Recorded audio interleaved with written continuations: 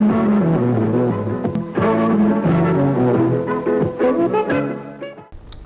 are glad to have you join us on another educative edition of Hot Seats on Ogun State Television, OGTV, People's Tele. My name is Moses Ojewumi. Well, on this program, we interview people from all walks of life, those that have contributed a whole lot to nation building, those already at the peak of their career, and we listen to their struggles and triumphs. We ask them pertinent questions. We talk about burning issues vis-a-vis their profession or calling. So on the program today, my guest is an educationist, is an Islamic scholar. So we have a lot to talk about religion, about development, propagation of Islam, and all that. Okay, and my guest is Dr. Dawood Amoo. You're welcome to the program. Thank you very much.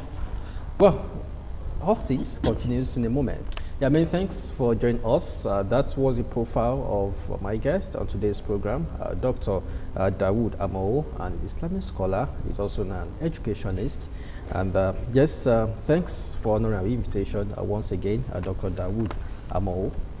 Okay, let me just start on this note.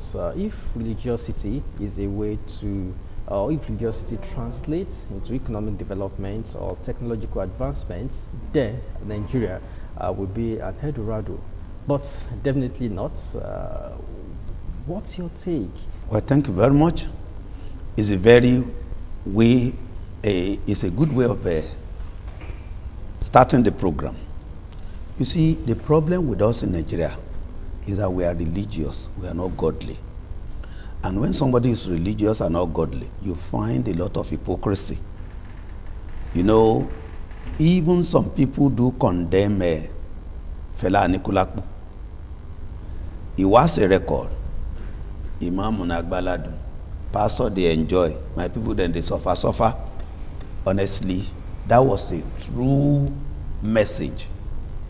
Today, a number of religious leaders, I don't want to be generic, have become very hypocritical. They preach one thing and they do the other. In the Quran chapter 2 verse 44, Allah says, Atamuruna nasa bil birri wa tansawna anfusakum wa antum tatluna al-kitaba afala taqilun. Why do you preach to people to do good and you forget your own soul? Are you mad? And when you go to the Christian Bible, Matthew chapter 23, start from verse 1 to 2, Jesus Christ was talking of the Pharisees.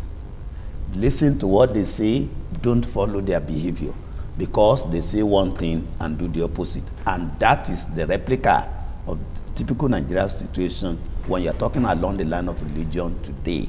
Like we did say ab initio, many of our leaders, if not most of them, are either Muslims or Christians. Even when a political leader emerges and is to be sworn in, I have never seen a situation in Nigeria when a traditionalist emerges and is being made to swear with Ogun or Sango, is either a Christian being made to swear with the Bible or a Muslim being made to swear with the Quran.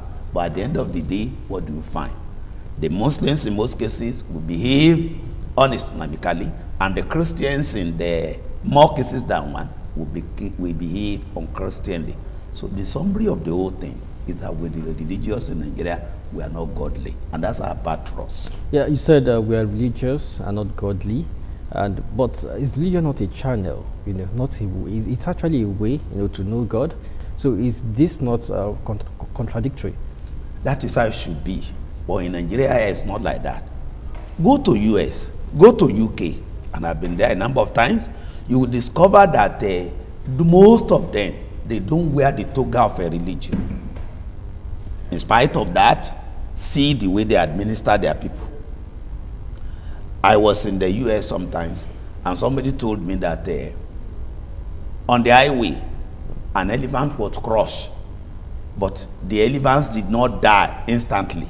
And the way medical team came to the rescue of that elephant, you would think that they wanted to salvage the life of a human being. Life of human beings in Nigeria here don't mean much to our leaders. If anybody imbibes the dictates of religion, as it should be imbibed, that particular person will be a model. But like I said, and I'm still repeating, In Nigeria, we are religious, we are not godly. You see, even though if EFCC were to be unleashed to go into religious houses, many pastors will have been arrested. Many imams will have been imprisoned. And these are leaders. Because they are religious, they are not godly. But religious leaders, are they speaking truth, not to power? Well, speaking truth to power, you see, where you have a preponderance of a poverty, truthfulness will just evaporate and condense elsewhere. Imagine this. When there's an election, and there have been so many contentious elections in the past, APC won, and PDP challenges the victory of APC, and they go to court. And at the end of the day, APC or PDP is the clear winner in a most contentious situation. You discover that if the winner happens to be a Muslim, he will go to the church, to the mosque, doing Thanksgiving. If he's a Christian, he will go to the church, even rolling on the ground, doing Thanksgiving. And what do you find? The imam, the pastors, they will be given a lot of money, and most of them will not be in a position to speak truth to power, even though we still have some negligible, some insignificant few speaking truth to power. Okay, Dr. Amoo, let's talk about jihad. Jihad, an Arabic word, often translated as holy war. But some people believe that or some scholars, that in a purely linguistic sense, the word jihad means struggling, or striving. What's your position with that? Now, there is nothing like holy war in Islam. A Muslim, Islam encapsulates everything imaginable and unimaginable. In the Quran chapter 6 verse 38, Allah says, "Ma faratna fil kitabi min shay'in," meaning we have not left anything unmentioned in this book. Jihad means striving in the will of Allah. For example, in the Quran chapter 29 verse 69, Allah says therein, "Walladina ja'adu fina lanadiyanahum subulana." Those who strive in their way, we increase them in guidance. So jihad means striving in the cause of Allah. In Yoruba parlance, even those of us who are Muslims, who are engaged in the jihad activities, sometimes we say Eku jihad. Maybe we went to hospital to visit the sick, or we went on a charitable mission. At the end of the day, we say Eku jihad. Jihad does not translate to mean holy war in Islam, even though a Muslim is allowed to fight in self-defense. Okay, a Muslim is allowed to fight in self-defense, and but that doesn't translate to holy war or jihad when fighting in self-defense. Even when a Muslim, in the Quran chapter 2 verse 190, Allah says, I'm quoting verbatim, "I'm fighting the cause of Allah, those who fight you, but do not transgress the limit, for Allah loves not the transgressors." Fight those who fight you. It then means that when Muslims are fighting in self-defense, if they have to fight in self-defense, there are rules of engagement. There are red lines you must not cross. You don't attack women, you don't attack children, you don't kill, you don't attack the unhealthy ones, the sick ones, the elderly. You don't even destroy the plantations of those you are fighting with. And Allah says, do not transgress the limit. When they surrender, you don't fight again. It's not a question of you are surrendering now, that you have killed 10 of us and we have succeeded in killing only 2. We won't allow that surrender to take effect. That is Islam for you. Fighting in self-defense. And you can see, if you look that one at analytically and commonsensically, you will see that it is in place. Now, every nation of the world has a standing army because of inevitability of warfare, check and balances. That is why Allah says in Quran chapter 22, 39 to 40, that you are allowed to fight in self-defense for the purpose of a check and balances. If some people are not made to defend or curtail the atrocity of some other people, churches, mosques, synagogue, where the name of God is mentioned, will have been destroyed. Even while fighting, when the Muslim has to fight in self-defense, the Quran specifically states that you must not destroy churches, You must not destroy shrines. That is Islam for you. But today, many of us who are Muslims, we are Muslim by chance, not by choice. And so we don't understand the stipulations of Islam. And that is why you find so many so-called Muslims behaving un-Islamically. Jihad, the prophet of Islam, even when Muslims, when they came from a warfare, Allah said, the prophet said, you have come from a small warfare. A bigger one is jihad against your own soul. You can see that human beings, the way we behave, when you want anything, the tendency is for you to employ the tactics of a do and die. So is it a matter of interpretation? Because like I said, jihad, the often translation, Muslims, give to it. Now you're saying there's nothing like holy war. That's not the meaning of jihad. So I'm looking at it from this perspective. Is it a matter of translation? Now, or interpretation? It is not a question of interpretation. It is the generic meaning of a jihad. Jihad means to struggle. You, even anybody say non-Muslim here, whether you like it or not, because our society here is heterogeneously populated, you must be mingling in your family. Even if you are a Christian, you have Muslims. In my family, even though a Muslim, I have a Christian. You will have listened to Muslim youth, and even the elderly ones say jihad. Even in this month of Ramadan, your wife who is cooking for you in the early morning and cooking for you when you want to break your fast, you can say jihad. That is, you are engaged in rewardable activities. So jihad is not about a warfare. But you see, Islam is being negatively profiled, particularly by people in the media. Like I said, there's somewhere else. Now, you have a Boko Haram in the northern part of the country. What the Boko Haram people are doing, like I always say, if that were to be Islamic, no reasonable person must be a Muslim. Killing people consciencelessly, heartlessly, and mindlessly, whether they offend you or they don't offend you, and in most cases they don't even offend you. They are called Islamic fundamentalists. But see IPOB, see what IPOB, they have IPOB, ESN, they are perpetrating in the southern part of the country, and that is a place where the people there are predominantly Christian. You don't have them. You don't have the tag of a religion to it. But they are either called the government or militant. So it's a media creation. Media creation. Like, let me just add this before you interrupt. Now, some people even say that Islam was spread by the sword. That the prophet of Islam held the Quran in one hand and held the sword in another hand.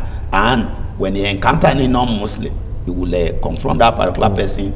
Do you want to accept the Quran, or your head will be beheaded? Whereas the Quran was not in a book form when the prophet was around. So many negative. But Dr. Dawood, don't you think that what they are fighting for quite different? Why IPOB seems to be fighting for secession. Boko Haram is against Western education. Boko Haram say no, we are against Western education. We don't want Western education in Nigeria.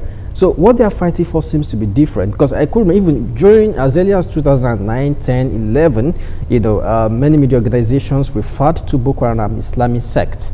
Later we felt like, okay, what they are doing is un-Islamic, so they shouldn't be referred as Islamic sects. But when they started, they said Boko Haram. They said Western education is forbidden to them. The cause seems to be different from what IPOB is fighting for. I like that your submission, but let me say this. What Boko Haram stands for, by the implication of their name, the implication of their name is even un-Islamic. Islam is about knowledge. Quran chapter 39 verse 9, Allah says, Al-yastawi alladhina la ya'lamun walladhina la ya'lamun. Can you compare them, those who know and those who don't know? Islam is about the acquisition of knowledge, to the extent that the prophet, when he was alive, he did say, "Utlubul ilim wala bisin." Seek for knowledge, even if you have to go as far as China. That is to say that every form of knowledge, not only spiritual, is important. Now, when you are talking along the line of, you see, their mission is not the same. The Boko Haram people, they are fighting for so-called Islamization agenda, so-called. The IPOB people, they are fighting there for self-determination, secession. But see, what terrorist activity can you link to Boko Haram that is not linkable to IPOB? Recently, IPOB, they went to Amoo police command, kill so many people there, destroy cars, send their prisoners, send them free. Those are terrorist activities. But nobody ever attach any religion to what they are doing. So it's double standard. Double standard? Double standard from the media. They are called a militant. They are called a government. Whereas those of them who are doing an Islamic thing, I am sure that what the IPOB and the ESN, what they are doing is also unchristianly. It's even immoral. Well, it's even immoral. But nobody attach type of religion to what they are doing there, to what we are doing there. Whereas all these are wicked activities, terrorist acts. But when Boko Haram members carry out the nefarious activities, they quote Quran, they Quranic recitations. So is that not linking it somewhat? IPOB is more of economic power. They're saying, okay, we want to leave Nigeria, and Nigeria is also treating them like terrorists. So? Thank you very much. You see, like I said earlier, most of us are Muslim by chance, not by choice. In the Western world today, we have so many people converting to Islam. And when they convert to Islam, you can see the activism, you can see the readiness to know so much about Islam. Whereas in this part of the world, many people are Muslims. They are Muslims just because they were born into Muslim home. They didn't even make effort to know much about Islam. Now, the Boko Haram people, you should even heard that even when they slaughter some people, they say Allah Akbar. By the time some of them were captured and the Nigerian army violated their privacy, what did they find? They found charms, they found a condom and the rest of it. These people, and I've said that if what Boko Haram people, if they are what they are doing, if anybody says it's Islamic, then no reasonable person must be a Muslim. No reasonable person must be a Muslim. If killing people for no just cause, and in Islam, Quran chapter 5 verse 32, Allah says, whoever kills a person unjustifiably, the reward, the punishment that awaits that particular person is the punishment that awaits somebody who destroys the whole of humanity. And on the flip side, that is Quran chapter 5 verse 33. Allah says, anybody who preserves any life, the reward that awaits somebody who preserves the life of another person is the reward that awaits somebody who preserves the life of the whole of humanity. So what they are doing is not coterminous with the teaching of Islam. Okay, I want your take on this. Recently, the Minister of Communication and Digital Economy was linked to a comment he made in the past, what I could call pro-Al-Qaeda, pro-Boko Haram comments. And in the wake of that, well, he said yes, he did make those comments, but now he said he has renounced, extremism. But some Nigerians are not comfortable. They believe that we shouldn't take his words for it, and he should be dismissed or he should resign. What's your take?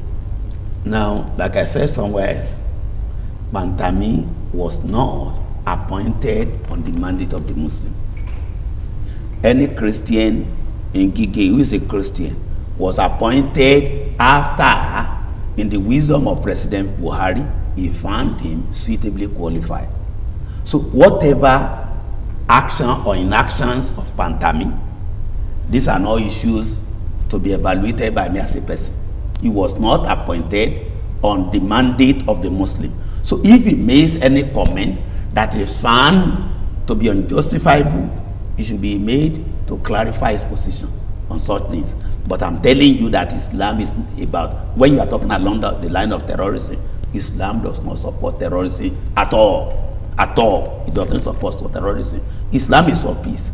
And to show that Islam is for peace, see, after Ramadan, we are now going into another festival in Islam. That is Eid al-Kabir, popularly known as Ileya. And you know the history of Ileya is that Prophet Ibrahim, which the Christians call Abraham, was about to sacrifice his son, and God replaced the son with a ram. It then means the implication of that replacement is that even to God and Lord and Creator, life of human being is sacrosanct. If life of human being is sacrosanct to the Lord and Creator of the world, should it not be sacrosanct to you and I, who could not even create a fly? Dr. Amoo, yes, I sought your view. I didn't attach religion to it. I just said, if a minister in the past made pro-Al-Qaeda comments, in your own assessment, do you think he should still be holding that position? Now, that is for the President of the Federal Republic of Nigeria to take action on. Either way, as a person, he was not. Don't forget that whether you had religion to it or you don't have religion to it, is a Muslim. The mere fact that he's a Muslim, I am a Muslim too. He was not there, he's not there on the mandate of the Muslim. If he makes any statement that the president considers to be inflammatory, considered to be unjustifiable, the president owes the yam and the knife. That is beyond my own purview as a person.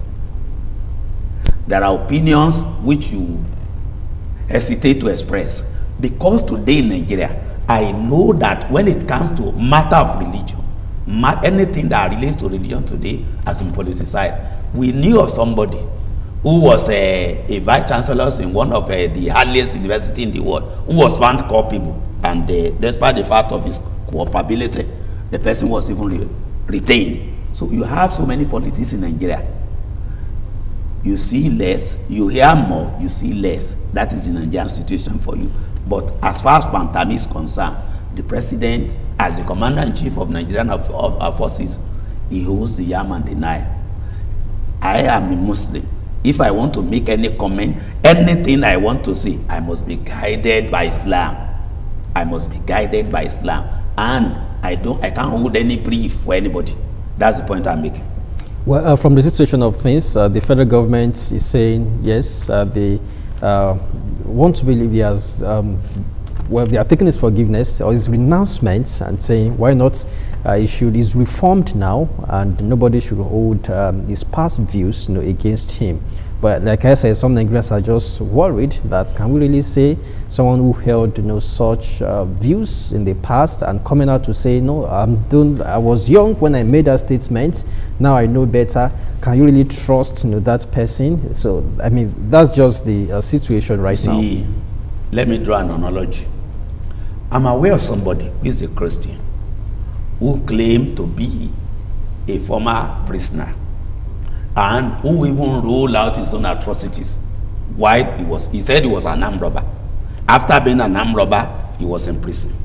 He rolled out his own atrocities, yet that particular person was not dealt with. He will come out anywhere he goes.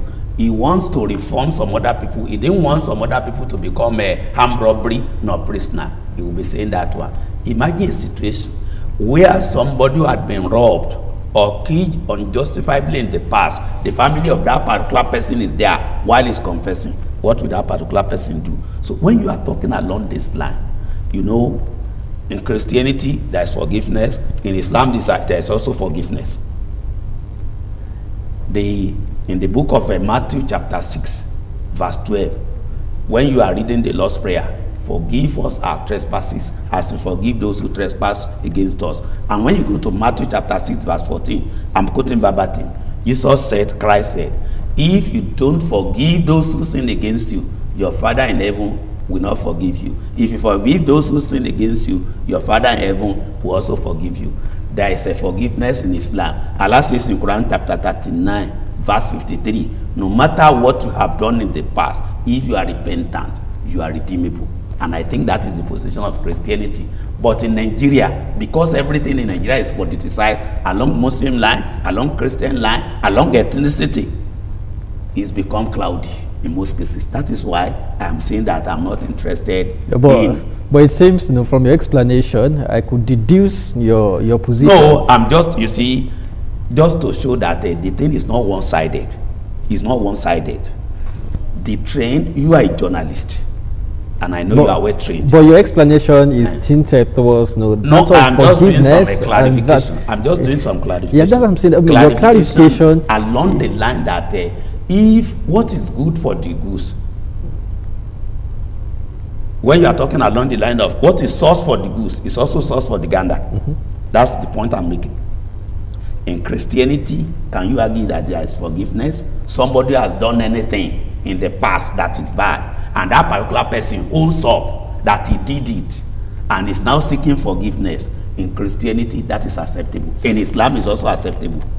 That is not to say that somebody should be careless in making a statement.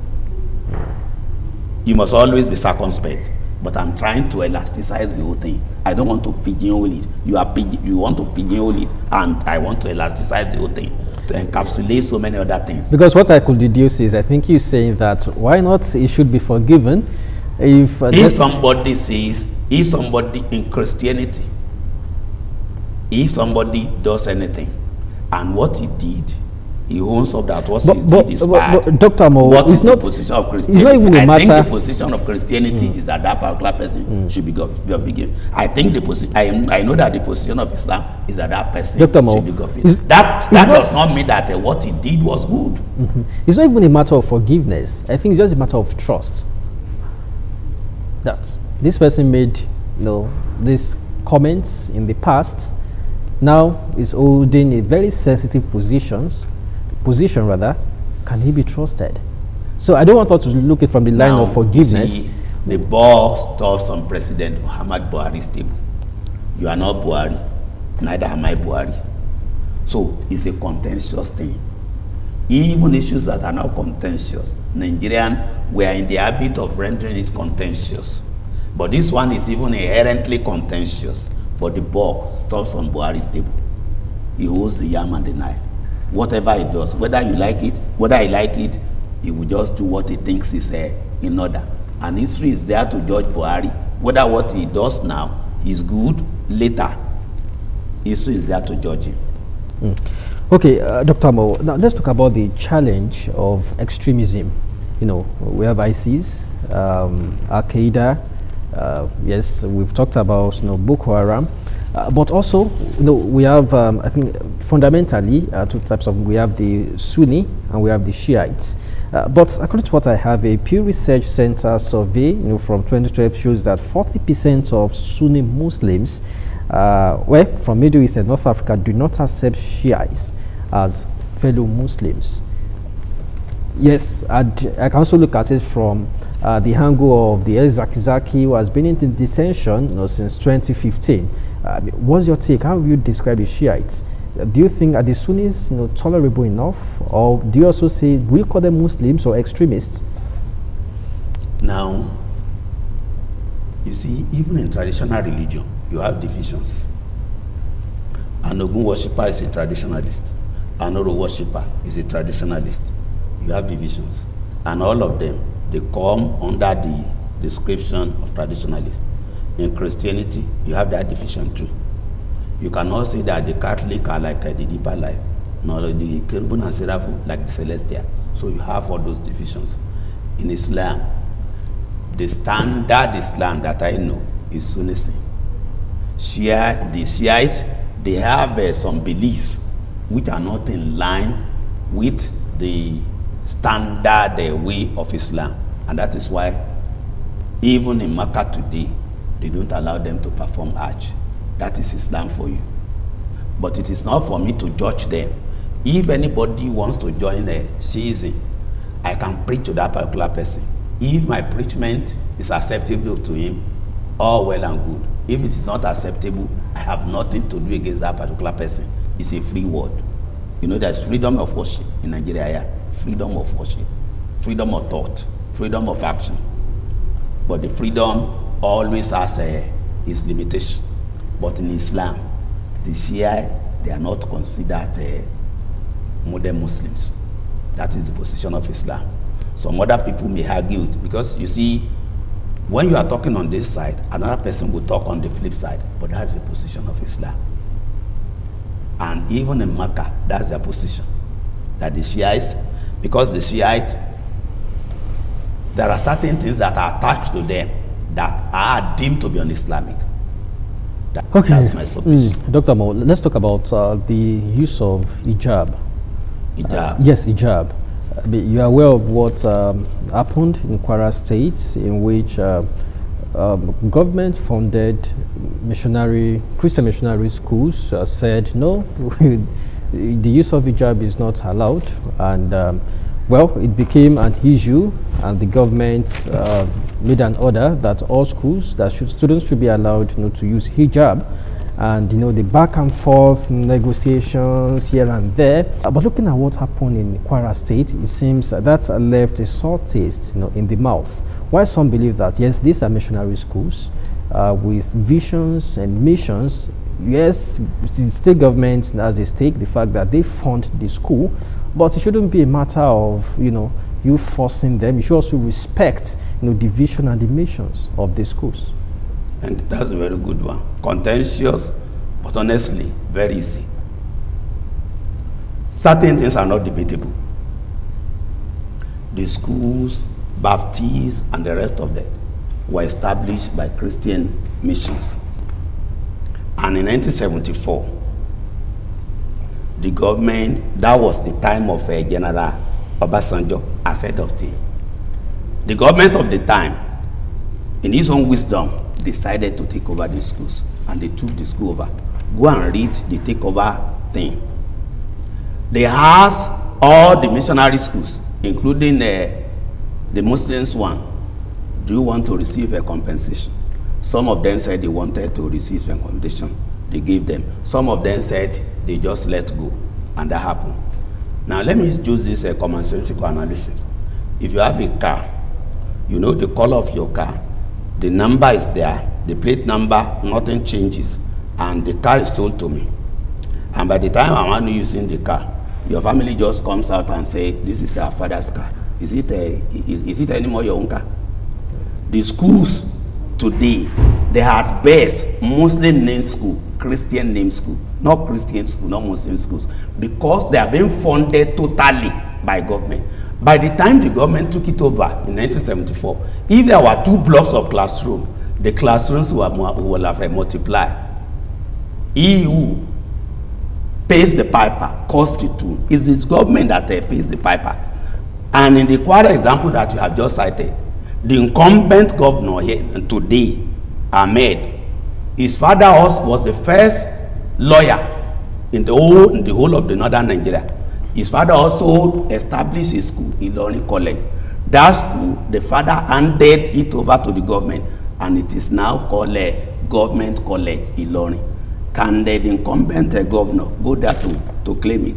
And when you are talking of on the line of religion is about compassion. They are now public property. But we still regard them as missionary schools. If you regard them as missionary school, the name reflects that they are missionary schools. You see, the names have not changed. The name have not changed. The name is a matter of appreciation. And Muritala Muhammad International Airport was to immortalize Muritala. Can the family of Muritala Muhammad go to the airport and say they are the owner? Can the family of Nnamdi Azikiwe go to the airport and say they are the owner? So this is appreciation, immortalization of the role they have played, the beautiful role they have played. They are no longer owners. Let's talk about music. Music? Music in Islam. Is music haram or halal? Well, neither here nor there. Music is not haram in the sense that when you don't add the drumming into it. You know, in Islam, we have what we call a waka. The waka is always very sonorous. You have a Islamic song, but when you add the drum and all the rest of these other things to it, it becomes haram. But minus that one is halal. And you see that even when Muslim clerics, when they come on here, you see that even the way the Quran is recited, see the rendition, sonorous rendition, is musicalized. But when you want to do the musicalization, it must not involve equipments, like instruments like a drum and the rest of it. By the time that is added, it becomes haram. Because, some scholars have a different position. They believe that the first consistent scholarly attack on music dates to mid 10th century, and it seems to be in response to elicit the behavior tied to music rather than the music. So some believe that it's haram when the music leads the Muslim to maybe illicit or bad behavior. That's where it is haram. But it's not haram if the music does not, if the content is fine and doesn't lead Muslims to behave in an un-Islamic way. So, but no, you said drums. You don't. You said instruments. You said instruments. So can you now say that drums instruments will lead, Muslims to behave in an un-Islamic way? These things are different. At times, people believe that contents of the songs or the music would dictate this, not the instruments. Now, just look at it yourself. In Nigeria today, a number of musicians, I don't want to carpet all of them. When they sing, what happens? See the way young ladies, see the way they dance there, see the way they behave. So Islam is proactive. That is why it says, don't involve a drum on any form of instrument. Well, you see, human beings, you cannot hold the thinking process of human beings. If some people say it's Islamic, we are not arguing with them. But as far as I know, it's un-Islamic when you had the drum instruments and the rest of it. It's un-Islamic.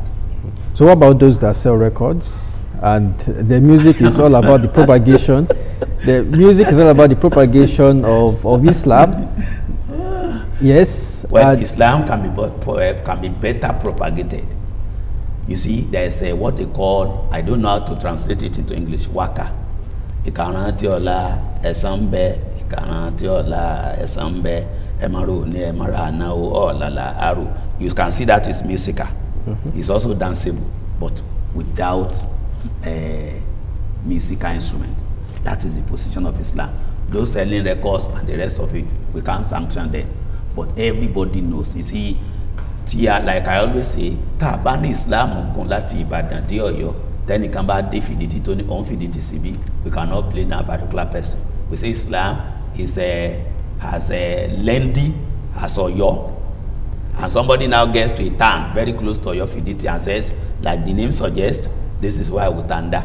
We have no problem with that particular person, because Islam does not ask us to be sanctioning people. Even the Prophet of God, Allah, was not allowed to be sanctioning people. Tell them what Allah says. Tell them the stipulations of Islam. You are not to monitor their movement. You are not to sanction them. We are not sanctioning anybody. We are saying the reality of Islam as I know. Okay, Dr. Mo, let's talk about women in Islam. Yes, I know quite well that women are not allowed it's not permissible in Islam for them to lead, prayers. What are how will you define, their roles, in Islam? Yes, I know that in Arab countries, the women have limited roles, to play. I know so many years in Saudi Arabia, for instance, women were not allowed to drive. I think 2018. Yes, that's when they were allowed to drive. So when you look at some of these rules, banning women from watching football or watching games in the stadium, there is something called guardianship. If most times in Arab countries, as a woman, you have to have a male guardian. It could be son, brother, husband, or close relations. Or close relations. Are they Islamic, or they are just maybe cultural? Thank you very much. Women in Islam, they are very, very precious. Very, very precious. And they are vulnerable. And Islam protects them to a large extent from vulnerability. For example, there are stipulations as to how a typical Muslim woman, a lady, should dress. Women are so much honored in Islam. So much honor in Islam. For example, we have 114 chapters in the Quran. Out of the 114 chapters in the Quran, a whole chapter is dedicated to the women. Surah An-Nisa, that is chapter 4. No chapter of the Quran is dedicated to men. Again, women in Islam, they are so much honor. They are placed on a pedestal, indescribable. pedestal. The prophet said, if your mother calls you, if your father calls you, answer once. If your mother calls you, answer 3 times. And the prophet also said, paradise lies at the feet of mother. But women, knowing their vulnerability, Islam tries to protect them as much as possible. That is why, like you have rightly identified, they need a guardianship. If a lady is going on Hajj now and the husband is not there, there must be somebody who is so much trustworthy, preferably from inside the family, to accompany that particular, even if the lady is elderly, and that is not applicable to a male pilgrim. So it is not a question of sidelining them. And when we want to pray, a lady not allowed to lead a prayer. If a lady leads prayer, even when the lady is praying individually, the lady, there are some prayers when we want to perform them, we do loud recitation. There are some where we do silent recitation. In all the prayers of a woman, it must be a silent recitation. Even if she is praying in the confines of her husband's room, it should be, because the voice of women are also attractive. So many things are attractive about men. It is not a question of the end. When A marries, what A considers in marrying his own wife may not be what B considers. So Islam tries as much as possible to protect the women. It is not a question of imprisoning them or trying to be unjust to them. It is because they are vulnerable.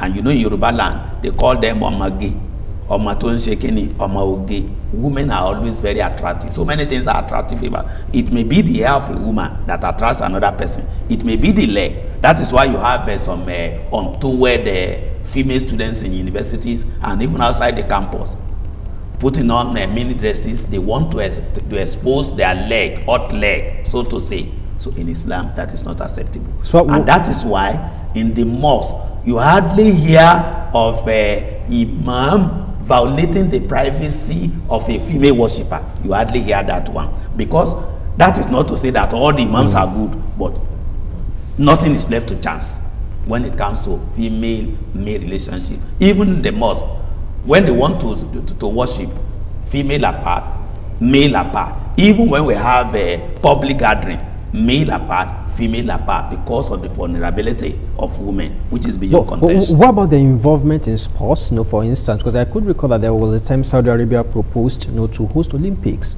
without women. I could recall that also when Saudi Arabia sent female athletes to the Olympics for the first time at London 2012, and hardline clerics denounced the competitors as prostitutes.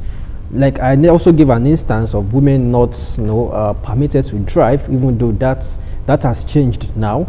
But don't you think these things are changing? Even in Saudi Arabia, the way the king of Saudi Arabia now, many Muslim scholars are excoriating him, because what he's doing is like the un-Islamic.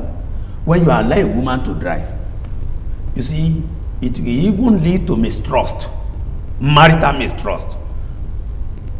The wife just drives out anyhow.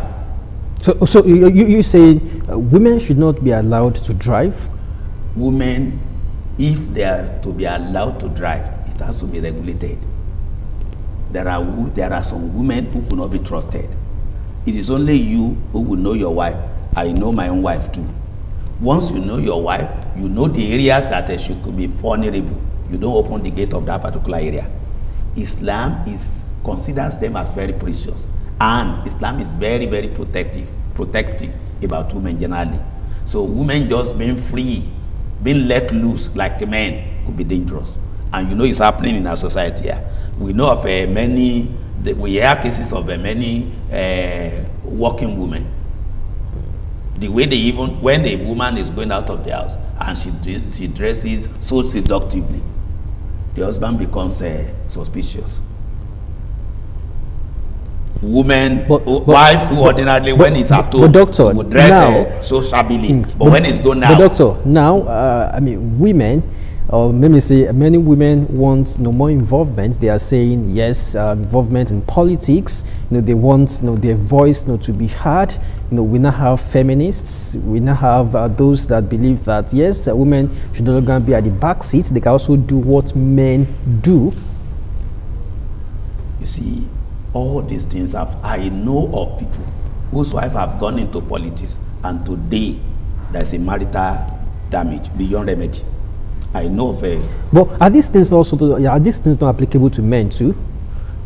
Well, in the case men, the way God creates man is not as vulnerable as women. Anybody will find it difficult to tantalize you as a person, but it's always very easy to tantalize a woman. Let me give a personal experience. When I was in the Obafemi University, I was working there. I had to board a commercial bus. I was there in that particular bus, met a lady there, and some 15 minutes later, a boy came in. If I had met the two of them in the bus, I would have concluded that perhaps they were from the same home, they were friends. That boy, very close to me, started talking to the lady. Less than 20 minutes, they were hugging and kissing in the bus. By the time we got to the campus, that boy paid for the lady, and the lady just disembarked and followed her. That is not very possible with men.